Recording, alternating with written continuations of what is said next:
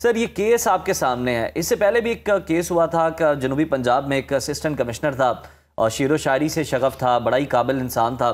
आला तालीम याफ्ता जो ज़हीन लोग हैं, जो इतने ज़रखेज़ ज़हन है, कामयाब नौजवान अफसर अपनी ज़िंदगी ख़त्म करने जैसा कदम कैसे उठा लेते हैं? क्या उनकी सोच चल रही होती है, क्या कैफियत होती है?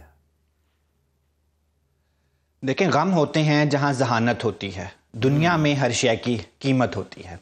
सो हमने देखा है कि बहुत सारे साइंसदान, शायर, अदीब, हाई अचीवर्स, उनका कोई ना कोई मेंटल हेल्थ इशू चल रहा होता है। जिस तरह मैंने एक दफ़ा बड़ा डिटेल मजमून लिखा मीर तकी मीर पे, वो ही was diagnosed mental health patient as well, और वो दुनिया के सबसे बड़े शायर भी हैं।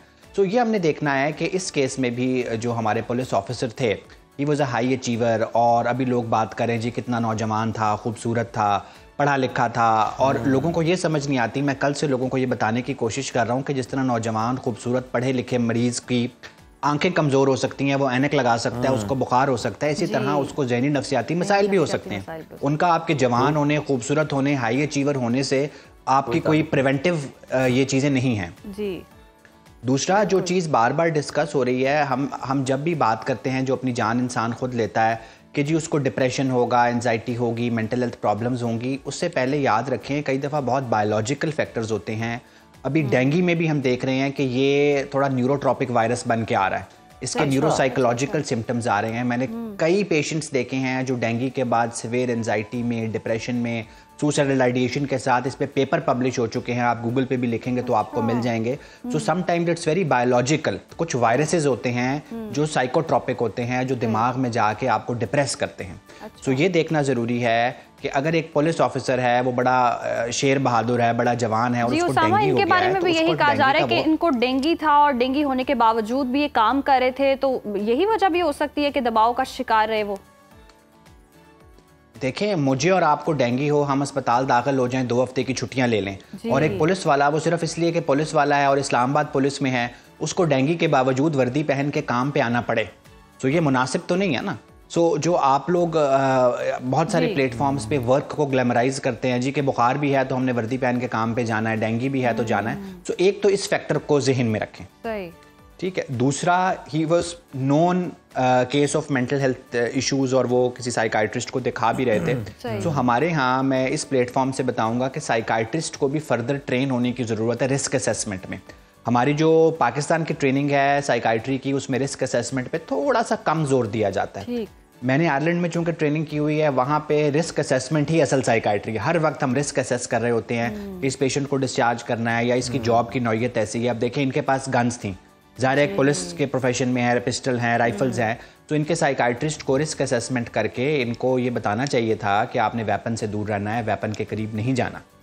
सो ये चीज़ भी हमने देखे। अभी हमारा ये प्लेटफॉर्म नहीं है, लेकिन अरबाब इख्तियार को एक साइकोलॉजिकल ऑटोप्सी करनी चाहिए। इनका फिजिकल पोस्टमार्टम तो होगा, तो सुसाइड के बाद हम कहते हैं कि साइकोलॉजिकल ऑटोप्सी करें, पिछले देखें 6 महीने में इनकी सोशल मीडिया पोस्ट क्या थी, इनके घर में क्या चल रहा था, काम पे क्या चल रहा था। ये कोई, जिस तरह आप एक केक बनाते हैं ना, तो केक में अंडे भी डलते हैं, दही भी डलता है, चीनी भी डलती है, तो वो फिर केक बनता है। तो इसी तरह जब इंसान यहाँ तक पहुँचता है तो कोई एक फैक्टर नहीं होता, वो जो मल्टीपल फैक्टर्स हैं वो हमें साइकोलॉजिकल ऑटोप्सी से पता चलेंगे। अच्छा डॉक्टर साहब, शदीद जिस्मानी या फिर ज़हनी थकन इंसान के सोचने के ज़ाविये को किस हद तक मुतासिर करती है, और क्या ऐसी चीज़ें होती हैं कि वो इतना नाउमीद भी हो जाता है, उसे आगे कुछ नज़र नहीं आ रहा होता, कि उसके बाद वो ये इंतहाई कदम उठा लेता है? काश मैं अपने अज़ादारों को बता सकता कैसा दुख था जिसे मौत से टाला मैंने। वो कहाँ तक आप पहुँचते हैं ये जानना, अभी हम सारे बात कर रहे हैं ना, हम ये समझ नहीं पाते। देखिए, एक पूरा साइकिल होता है। मैंने पहले भी एक दफ़ा बताया था आपके प्लेटफॉर्म पे कि एक होता है यू स्ट्रेस, अच्छा स्ट्रेस है, वो अच्छा स्ट्रेस था, मुझे आज टाइम पे यहाँ ले आया। ज्यादा स्ट्रेस लेंगे तो वो डिस्ट्रेस हो जाएगा। डिस्ट्रेस पे बॉडी अलार्म बजाना शुरू करती है, आपको थकन सी रहती है, एक सेंट पेन्स रहती हैं, किसी काम में दिल नहीं लगता। अगर आप तब भी नहीं रुकते, फिर मेंटल हेल्थ प्रॉब्लम्स आ जाती हैं। आप बहुत काम कर रहे हैं, हर वक्त काम कर रहे हैं, इंसानी जिस्म को रेस्ट चाहिए, दिमाग को रेस्ट चाहिए। जब आप मेंटल हेल्थ प्रॉब्लम्स पे भी डॉक्टर के पास नहीं जाते, सेल्फ हेल्प नहीं करते, इलाज नहीं कराते, फिर रिस्क आता है।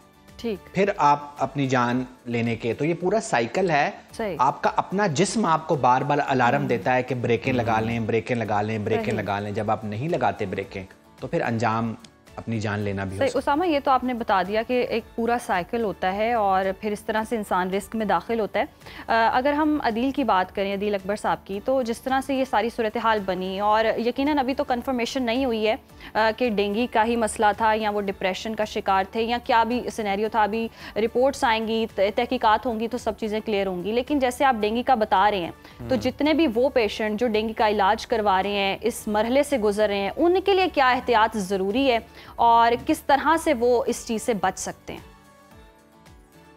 देखिए, सबसे पहले तो जो बेसलाइन बीमारी है डेंगू, उसका इलाज करवाएं। ठीक है, आप अस्पताल में दाखिल होना है, दाखिल हों, रिपीटेड ब्लड टेस्ट होने हैं, ब्लड टेस्ट हों, आप अपनी हाइड्रेशन स्टेटस को अच्छा रखें। दूसरा, डेंगू और नो डेंगू, एक बात व्यूअर्स तक पहुंचाना जरूरी है। Human being is about connections, human being is about social support. हम बहुत बात कर रहे हैं कि वो क्या फैक्टर्स थे जो जान लेने तक लाए, हम वो बात नहीं कर रहे क्या फैक्टर्स हैं जो बचा सकते हैं। प्रोटेक्टिव फैक्टर्स क्या हैं? सोशल सपोर्ट और कनेक्शन सबसे अच्छा प्रोटेक्टिव फैक्टर है। हमने कम्युनिटी में मिल के बैठना छोड़ दिया है, हमारे दोस्त नहीं होते हैं, हम गैदरिंग्स पे नहीं जाते हैं, हम अपनी चीज़ें शेयर नहीं करते हैं, प्रॉब्लम सॉल्विंग की तरफ नहीं आते हैं। तो फिर जब ये मामला होगा, आप अपने कनेक्शंस तोड़ते जाएंगे तो फिर प्रॉब्लम आइसोलेट हो जाएगी। दूसरा सोसाइटी बहुत सख्त हो चुकी है। सोसाइटी मेरे आप जैसे आम आदमी के लिए भी सख्त है, तो जो एक इस्लामाबाद पुलिस का सीनियर ऑफिसर है, उसके लिए society, by society I mean everybody, उसके बॉसेस, गवर्नमेंट, लोग जो पुलिस को बुरा भला कहते हैं, पूरी सोसाइटी इतनी सख्त होके आती है कि फिर कई दफा इंडिविजुअल के पास चारा ही नहीं बचता उस सोसाइटी की सख्ती को बर्दाश्त करने का। अच्छा डॉक्टर साहब, इसमें बहुत सारे, चूंकि हाँ जी कंप्लीट करें आप डॉक्टर साहब, उसके बाद मैं आपसे सवाल करता हूँ। जी, तो इसमें मैं ये बात जो करना, दो बातें करना चाह रहा हूँ कि एक तो हम कोई प्लान ऑफ एक्शन बनाएं, स्ट्रेटजी बनाएं। दूसरा, जो मैंने गोरों के मुल्क और हमारे मुल्क में ऐसे वाकयात के बाद डिफरेंस देखा है ना, कि गोरों के मुल्क में ये सेंसिटाइजेशन बहुत होती है, वो इसके बाद पॉलिसी मेकिंग करते हैं, किताबें खोलते हैं कि पूरे की पूरे सिस्टम में क्या क्या तब्दीली लानी है। हमारे यहाँ कुछ अरसे के लिए इंक्वायरी चलती है, गर्दन चाहिए होती है, ये कसूरवार था, उसको फंसा दिया जाता है, दोबारा फिर वही चलन शुरू हो जाता है। सो अब भी इट्स हाई टाइम कि mental health of police officers, mental health of society पे बात की जाए, चीज़ों को जल्दी पिक किया जाए और एक नेशनल एक्शन प्लान बनाया जाए with regards to mental health. बड़ी ज़बरदस्त आपकी जो रिकमेंडेशंस हैं डॉक्टर उसामा, और बिल्कुल हुकूमत को इस पर गौर भी करना चाहिए। जिस तरह से आप रिस्क असेसमेंट की बात कर रहे थे, तो ये इतलात भी आ रही हैं कि उनके जो मौलिज थे, जिनसे वो अपना दिमागी इलाज भी करवा रहे थे, उनसे कंसल्ट भी कर रहे थे, उन्होंने भी इन्हें असलहा साथ ना रखने का मशवरा दिया था। और यही इस बात का सबूत है कि असलहा इनके पास नहीं था, बल्कि इनके साथ जो अमला था, इन्होंने उससे गन लेकर जो है वो यूज़ की है। ऐसे केसेस में आप क्या समझते हैं, मतलब अगर पता चल जाए कि कोई इस तरह का मेंटल प्रॉब्लम चल रहा है किसी अफसर के साथ या एहलकार के साथ, इदारे की क्या जिम्मेदारी बनती है? क्योंकि हमारे यहाँ तो रवैया ही मुख्तलिफ है। तो पता चल जाए इदारे में, लोग छुपाते हैं, क्योंकि इदारे को पता चल गया तो आपको वो जो जिस सीट पर आप लगे हुए हैं वहाँ से हटा कर जनाब आपको खुडे लाइन लगा दिया जाता है। देखिए, उसकी वजह यह है, मैं फिर वही मिसाल दूंगा कि आंख पे ऐनक लगाने को तो आप कमजोरी नहीं समझते, दिमागी और नफ्सियाती मसाइल को आप कमजोरी समझते हैं कि यार ये छोटी सी बातों पे तुम डिप्रेशन में आ गए हो, तुम अच्छे पुलिस वाले हो, तुम डिप्रेशन में आ गए हो, इस किस्म की बातें उनको सुननी पड़ती।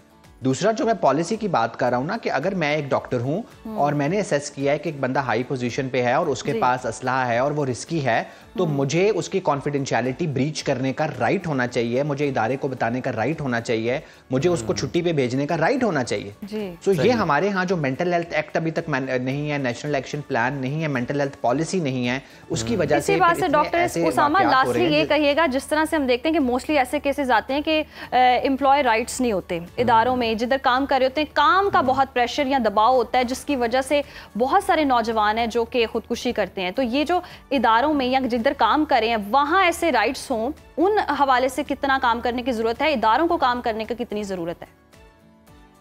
देखें, जो वर्क प्लेस है ना पाकिस्तान में, कोई भी वर्क प्लेस, वो चाहे अस्पताल है, चाहे पुलिस स्टेशन है, हो सकता है आपका चैनल भी, ये सारी वर्क प्लेसेस औरतों के ससुराल की तरह बिहेव करती हैं। इनको औरतों के मैके की तरह बिहेव करना चाहिए, इनको कंड्यूसिव होना चाहिए। मैं अक्सर मिसाल देता हूँ, जब मैंने आयरलैंड में अपना हॉस्पिटल ज्वाइन किया तो दूसरे दिन मेरी सेक्रेटरी ने मुझे कहा कि अगले 6 महीने में आपकी 4 हफ्ते की छुट्टी है, आज बता दें आपने कब छुट्टी पे जाना है। उसको मैंने कहा जी हमारे मुल्क में जब काम ज्वाइन करते हैं तो काम की बात होती है, छुट्टी की नहीं होती। उसने कहा जी हम काम रिलैक्स होके करते हैं, तो आप रिलैक्स होके काम करें, छुट्टी की बात करें। तो हमारे मुल्क में जब आप छुट्टी की बात करें, आप छुट्टी कहते हैं, आप रीजन बताएं जी क्यों जाना है, और अगर आप ये रीजन बताएं कि जी मैंने अपनी वेल बीइंग के लिए जाना है, तो लोग आपको ऐसे घूरेंगे जैसे आप वाकई नफ्सियाती मरीज हैं। मरे हुए को दोबारा मारना पड़ता है छुट्टी के लिए। ठीक है, हाँ बिल्कुल ऐसे ही है ना। तो इसलिए ये हमें देखना पड़ेगा कि काम करने को ग्लैमराइज मत करें, काम को जितना काम है उतना ही करने को ग्लैमराइज करें। और जो मैंने कनेक्शंस की बात की है, हम सारों को ट्रेन होना चाहिए कि हमारे इर्द गिर्द लोगों के अगर बिहेवियर्स बदल रहे हैं, उनकी क्वालिटी ऑफ लाइफ इफेक्ट हो रही है, तो उसका हाथ पकड़ के उसको कहा जाए सबसे पहले कि मैं तुम्हारी हेल्प करता हूँ, और अगर आपके पास में नहीं है तो आओ मैं तुम्हें डॉक्टर के पास लेके चलता हूं। जबरदस्त। तो सोसाइटी की भी जिम्मेदारी है, ये कल्चर आम होना चाहिए। बहुत शुक्रिया डॉक्टर उसामा। वक्त की किल्लत है और यकीनन ऐसी है कि जिसपे अमल दरामद करने की भी जरूरत है और जानने की भी जरूरत है, अवेयरनेस फैलाने की भी जरूरत है कि एज अ सोसाइटी हमें किस तरह से डील करना चाहिए इस तरह के लोगों को, और किसी के लिए मुश्किलात ना ही इतनी पैदा करें कि वो इतना डिप्रेस हो जाए कि और ऐसे केसेस जब हम सामने आते हैं ना, तो हमें फिर कोई 2-4 और केसेस का इंतजार नहीं करना चाहिए कि वो चंद माह बाद आए या साल बाद आए। आपको देखना चाहिए कि ये मसाइल क्या हैं, वजूहात क्या हैं, और उसके बाद आपको अपनी नई पॉलिसी बनाने की जरूरत है महकमों के अंदर भी, ताकि इस तरह के जो अफसोसनाक वाकयात हैं वो पेश ना आ सकें।